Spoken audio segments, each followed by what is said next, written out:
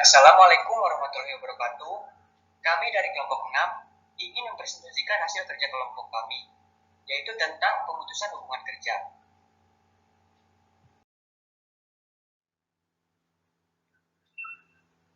Kelompok 6 beranggotakan 7 orang. Yang pertama ada Abinaya Jupar Pramana, yang kedua ada saya sendiri yaitu Adi Setiawan, yang ketiga ada Revita Chelsea, yang keempat ada Sapira Fiska, yang kelima ada Dia Ayu, yang keenam ada Aura Salsabila, yang ketujuh ada Ipriani Astiwi.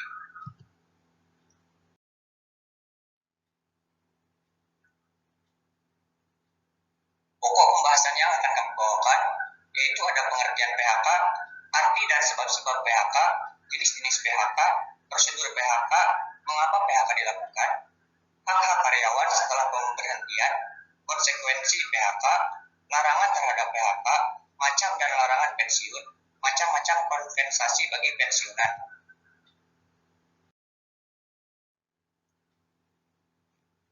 Materi pertama yang akan dibawakan oleh Abinaya Jupar Pramana, dipersilahkan.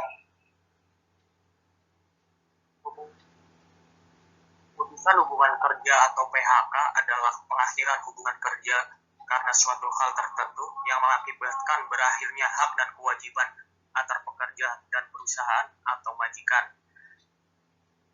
Ini dapat terjadi karena pengunduran diri, pemberhentian oleh perusahaan, atau habis kontrak.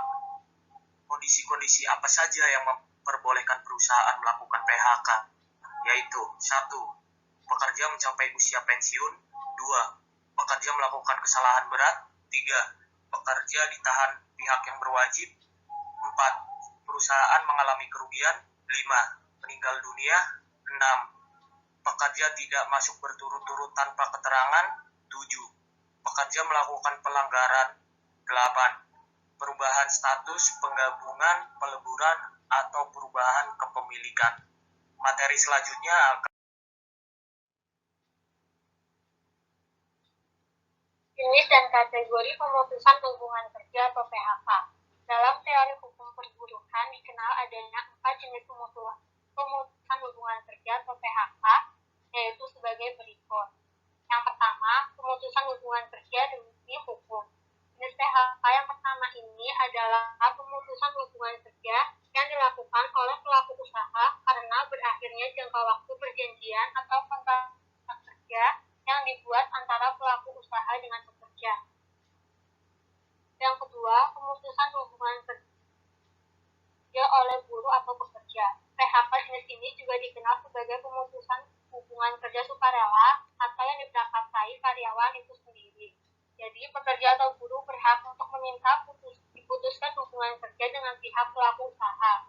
Karena memang pada prinsipnya pekerja tidak boleh dipaksakan untuk terus-menerus bekerja apabila dirinya sendiri tidak menghendaki. Yang ketiga, yaitu pemutusan hubungan kerja oleh pengadilan. Pemutusan hubungan kerja oleh pengadilan ini artinya pelaku usaha dapat memutuskan hubungan kerja terhadap pekerja atau buruh melalui pengadilan negeri dengan alasan pekerja atau buruh telah melakukan kesalahan berat karena melanggar hukum yang berlaku. Pelaku usaha melayangkan ke pengadilan negeri, bukan ke pengadilan hubungan industrial. Dan yang keempat yaitu pemutusan hubungan kerja oleh pelaku usaha. Berdasarkan pasal 158 ayat 1 Undang-Undang Nomor 13 Tahun 2003 tentang ketenagakerjaan, pengusaha dapat memutuskan hubungan kerja terhadap pekerja atau buruh dengan alasan pekerja atau buruh telah melakukan kesalahan berat. Untuk prosedur pemberhentian hubungan kerja, yang pertama yaitu menyiapkan data pendukung yang lengkap. Pada tahap ini, melakukan PHK karyawan sebaiknya perusahaan memiliki data atau dokumen pendukung. Dokumen tersebut berisi tentang faktor alasan atau penyebab perlunya melakukan pemutusan hubungan kerja karyawan. Misalnya bentuk pelanggaran seperti apa yang sudah dilakukan karyawan atau bagaimana keadaan perusahaan sehingga perlu melakukan PHK dan beberapa dokumen lain yang memang berkaitan dengan prosedur PHK. Yang kedua yaitu pemberitahuan kepada karyawan yang bersangkutan. Setelah menyiapkan data atau dokumen pendukung, selanjutnya untuk memutuskan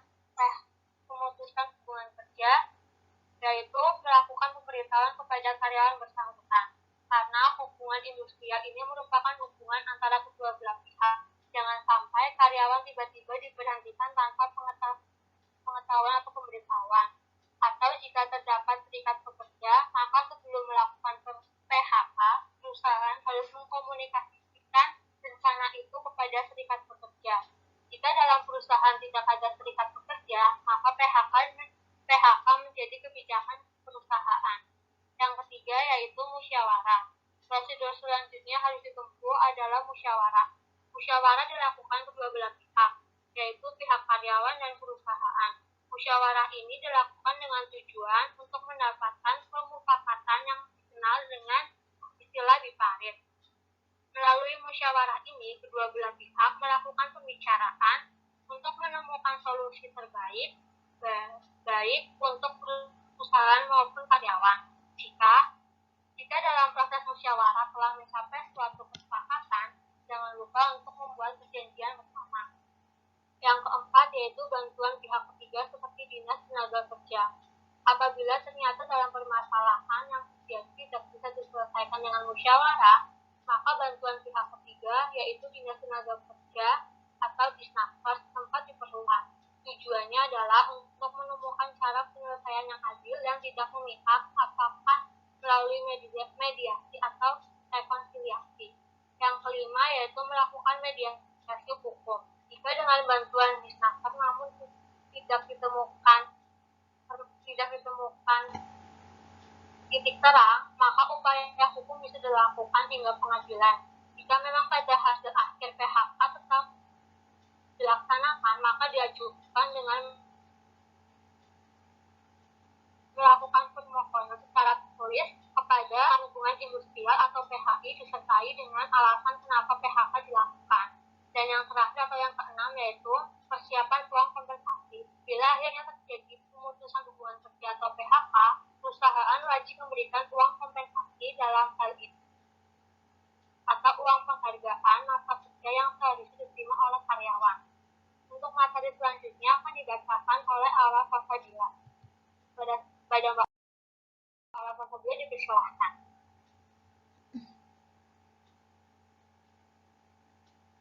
PHK dapat terjadi karena beberapa alasan, yaitu 1.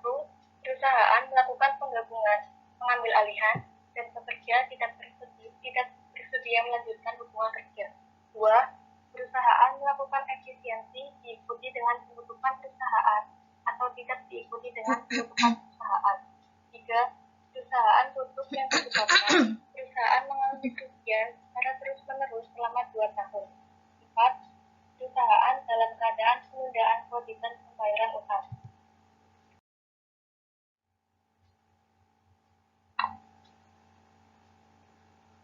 Pekerja atau buruh mengundurkan diri atas kemauan sendiri dan harus memenuhi syarat 1.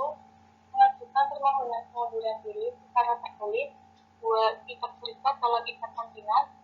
3. Tetap melaksanakan kewajibannya sampai tanggal mulai pengunduran diri. Selanjutnya akan dijelaskan oleh Safira. Ada beberapa alasan yang menyebabkan terjadinya PHK. Yang selanjutnya yaitu pekerja atau buruh mangkir selama 5 hari kerja atau lebih berturut-turut tanpa keterangan secara tertulis yang dilengkapi dengan bukti yang sah dan telah dipanggil oleh pengusaha sebanyak 2 kali secara patuh dan tertulis. Dan yang selanjutnya, pekerja atau buruh melakukan pelanggaran ketentuan yang diatur dalam perjanjian kerja, peraturan perusahaan, atau perjanjian kerja bersama, dan sebelumnya telah diberikan surat peringatan pertama, kedua, dan ketiga secara berturut-turut masing-masing berlaku untuk paling lama 6 bulan, kecuali ditetapkan lain dalam perjanjian kerja, peraturan perusahaan, atau perjanjian kerja bersama. Selanjutnya, pekerja atau buruh tidak dapat melakukan pekerjaan selama 6 bulan akibat ditahan pihak yang berwajib karena diduga melakukan tindak pidana. Selanjutnya, pekerja atau buruh mengalami sakit berkepanjangan atau cacat akibat kecelakaan kerja dan tidak dapat melakukan pekerjaannya setelah melampaui batas 12 bulan. Selanjutnya, pekerja atau buruh memasuki usia pensiun, dan yang terakhir, pekerja atau buruh meninggal dunia.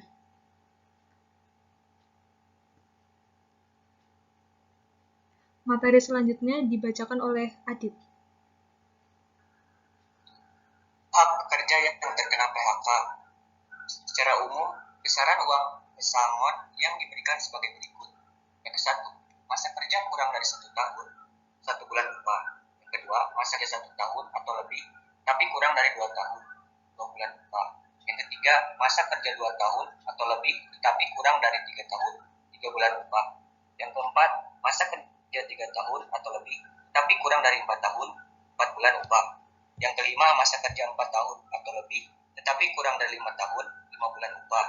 Yang keenam, masa kerja 5 tahun atau lebih, tapi kurang dari 6 tahun, 6 bulan upah.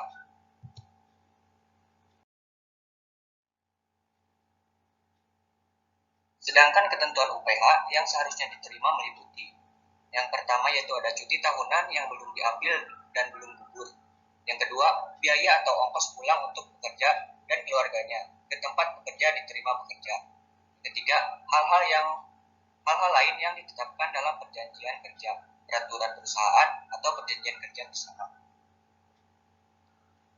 Berdasarkan peraturan pemerintah nomor 78 tahun 2015 tentang pengupahan, Gubernur dapat menentukan upah minimum provinsi tanpa mempertimbangkan rekomendasi dari Dewan Pengupahan yang dihitung berdasarkan formula untuk perhitungan upah minimum setiap tahun. Adapun faktor-faktor yang menjadi pertimbangan di dalam menentukan nilai upah, yaitu kebutuhan hidup layak untuk pekerja dan keluarganya, biaya hidup, tingkat pertumbuhan ekonomi dan pendapatan per kapita, nilai inflasi, kondisi pasar kerja dan kemampuan, serta pengembangan dan keberlangsungan usaha. Materi selanjutnya akan dijelaskan oleh Aurel Salsabila. Dipersilakan. Namun, patut diperhatikan bahwa peraturan pemerintah nomor 35 tahun 2021 tentang perjanjian kerja waktu tertentu, alih biaya, waktu kerja, dan waktu istirahat, dan pemutusan hubungan kerja membedakan hak-hak pekerja di PHK yang di PHK berdasarkan alasannya. 1. Pekerja berhak atas uang pesangon 0,75 kali ketentuan uang pesangon, UPMK 1 kali ketentuan UPMK, dan UPH apabila perusahaan mengalami keadaan memaksa yang tidak menyebabkan perusahaan tutup. 2. Pekerja berhak atas uang pesangon 1,75 kali ketentuan uang pesangon, UPMK 1 kali ketentuan UPMK, dan UPH apabila memasuki usia pensiun. 3. Pekerja berhak atas uang pesangon 2 kali ketentuan uang pesangon, UPMK 1 kali ketentuan UPMK, dan UPH apabila pekerja meninggal dunia, sakit, cacat, akibat kecelakaan kerja, dan tidak dapat melakukan pekerjaannya setelah melampaui batas 12 bulan. Selanjutnya, pekerja berhak atas UPH dan uang sisa yang besarannya diatur dalam perjanjian kerja apabila di PHK dengan alasan: 1. Mengundurkan diri atas kemauan sendiri. 2. Pekerja membolos selama 5 hari dan tanpa keterangan yang dilengkapi dengan bukti yang sah. 3. Pekerja melakukan pelanggaran bersifat mendesak. 4. Pekerja tidak dapat melakukan pekerjaan selama 6 bulan dan pihak yang berwajib yang diduga melakukan tindak pidana. Materi selanjutnya akan dibacakan oleh Diah Ayu.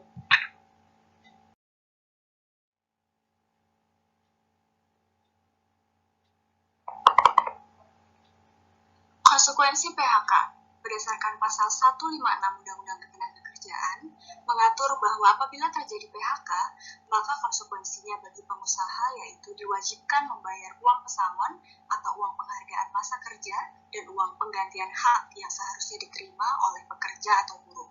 Mengenai larangan terhadap PHK itu sendiri, sesuai dengan ketentuan pasal 153 Undang-Undang Nomor 11 Tahun 2020 tentang Cipta Kerja Kluster Ketenagakerjaan atau Undang-Undang Cipta Kerja Nomor 11/2020, di mana di dalamnya mengatur bahwa perusahaan dilarang melakukan PHK dengan alasan pekerja berhalangan masuk karena sakit menurut keterangan dokter selama waktu tidak melampaui 12 bulan secara terus-menerus.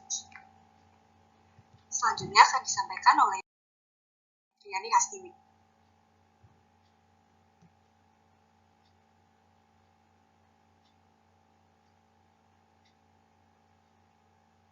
Jenis-jenis pensiun.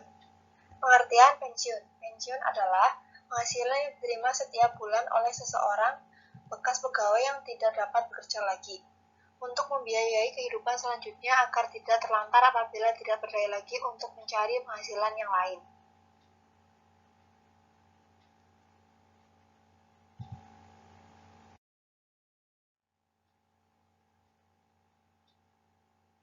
Balas jasa terhadap pegawai yang telah bertahun-tahun mengabdikan dirinya kepada negara atau perusahaan. Berdasarkan Undang-Undang Nomor 11 Tahun 1969, pensiun diberikan sebagai jaminan hari tua dan sebagai penghargaan atas jasa-jasa pegawai negeri selama bertahun-tahun bekerja dalam dinas pemerintah ataupun perusahaan. Kemudian ada jenis-jenis pensiun. Yang pertama ada pensiun normal. Pensiun normal yaitu pensiun yang diberikan untuk karyawan yang usianya sudah mencapai masa pensiun yang ditetapkan perusahaan. Di Indonesia, usia pensiun normal biasanya 55 tahun. Yang kedua ada pensiun dipercepat. Pensiun yang diberikan karena kondisi tertentu, seperti pengurangan pegawai di perusahaan. Yang ketiga ada pensiun ditunda. Pensiun ditunda adalah karyawan yang berhenti bekerja sebelum mencapai usia pensiun normal, sehingga pembayaran dana pensiunnya ditunda sampai karyawan tersebut mencapai usia pensiun normal. Yang keempat ada pensiun cacat, yaitu pensiun yang diberikan karena adanya sebuah kecelakaan.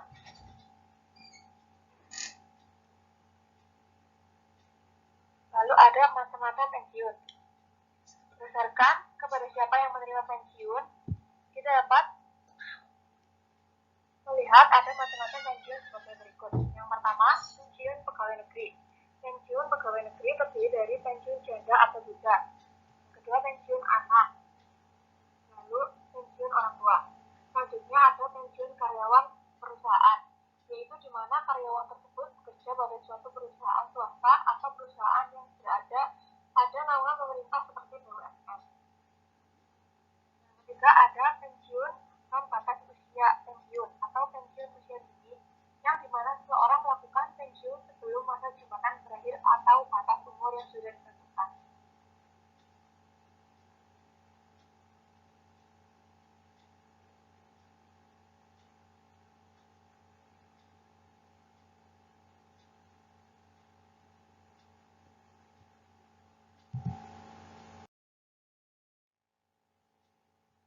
Selanjutnya ada syarat-syarat pensiun. Syarat-syarat pensiun yang pertama yaitu umur yang sudah memenuhi batas minimal waktu pensiun. Yang kedua, setelah pensiun tidak mendapatkan dana pensiun atau tunjangan kecuali PNS. 3. Uang pesangon sesuai dengan ketentuan pasal 156 ayat 2. Yang keempat, uang penghargaan masa kerja sesuai dengan ketentuan pasal 156 ayat 3. Yang kelima, uang pesangon sebesar 2 kali ketentuan pasal 156 ayat 2. Yang keenam, uang penghargaan masa kerja 1 tahun 1 kali ketentuan pasal 156 ayat 3. Yang ketujuh, uang penggantian hak sesuai ketentuan pasal 156 ayat 4.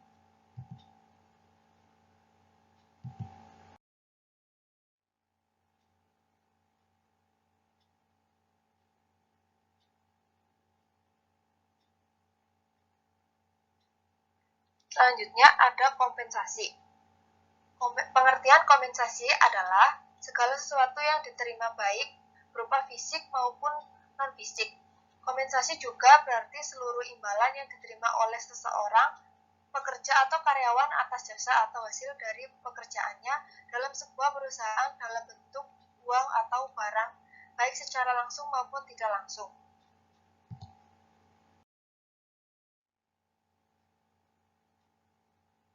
Faktor-faktor yang mempengaruhi kompensasi karyawan. Besar kecilnya kompensasi dipengaruhi oleh beberapa faktor, diantaranya tingkat biaya hidup, tingkat kompensasi yang berlaku di perusahaan lain yang sejenis, tingkat kemampuan perusahaan, jenis pekerjaan, dan besar kecilnya tanggung jawab, peraturan perundang-undangan yang berlaku, peranan serikat buruh.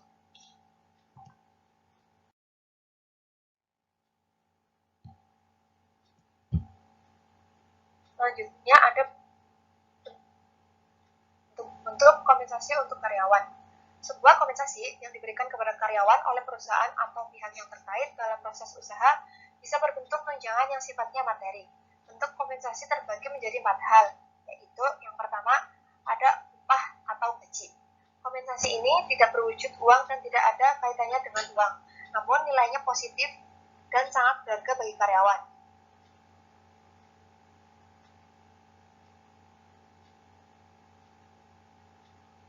Selanjutnya yang kedua ada insentif. Insentif adalah tambahan-tambahan gaji di luar gaji pokok atau upah yang diberikan oleh perusahaan. Program insentif disesuaikan dengan memberikan bayaran tambahan berdasarkan produktivitas penjualan dan profit.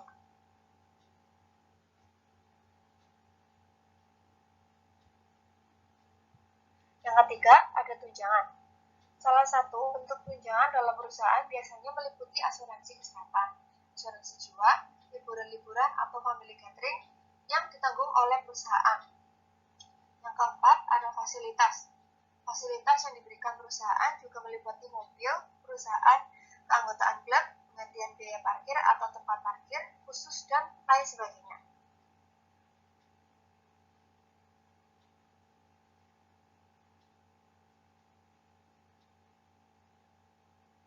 Selanjutnya ada jenis-jenis kompensasi karyawan. Seperti yang sudah dijelaskan di atas, terdapat 3 jenis kompensasi yang wajib diberikan perusahaan kepada karyawan, yaitu yang pertama, kompensasi finansial langsung. Kompensasi ini meliputi segala macam imbalan pekerjaan yang berwujud uang, antara lain adalah gaji, berbagai macam tunjangan, THR, intensif, bonus, komisi, bagian profit perusahaan, opsi saham, dan pembayaran prestasi. Yang kedua, ada kompensasi finansial tidak langsung. Misalnya saja perusahaan mendaftarkan karyawan dalam sebuah asuransi kesehatan atau asuransi jiwa. Perusahaan membayar premi asuransi setiap bulannya, sedangkan karyawan memperoleh manfaat dari program tersebut berupa biaya pengobatan atau tunjangan hari tua. Yang ketiga, ada kompensasi non-finansial. Kompensasi ini tidak berwujud uang dan tidak ada kaitannya dengan uang. Tidak ketinggalan juga tim kerja yang sportif, jenjang karir yang pasti, penghargaan terhadap prestasi, cuti lebih banyak atau jam kerja yang fleksibel. Kredibilitas nama perusahaan juga menjadi kompensasi non-finansial bagi karyawan. Hal ini dikarenakan reputasi organisasi bisnis dapat meningkatkan kredibilitas individual. Demikian materi yang saya sampaikan, selanjutnya saya kembalikan kepada moderator. Sekian presentasi dari kelompok 6, dan terima kasih kepada rekan-rekan semua yang telah memaparkan materi yang telah dipersiapkan. Semoga materi tersebut bisa bermanfaat bagi kita semua, dan jangan lupa like, comment, and subscribe, dan jangan lupa share ke teman-teman kalian supaya bisa bermanfaat bagi khalayak ramai. Sekian, wabillahi taufiq wal hidayah. Wassalamualaikum warahmatullahi wabarakatuh.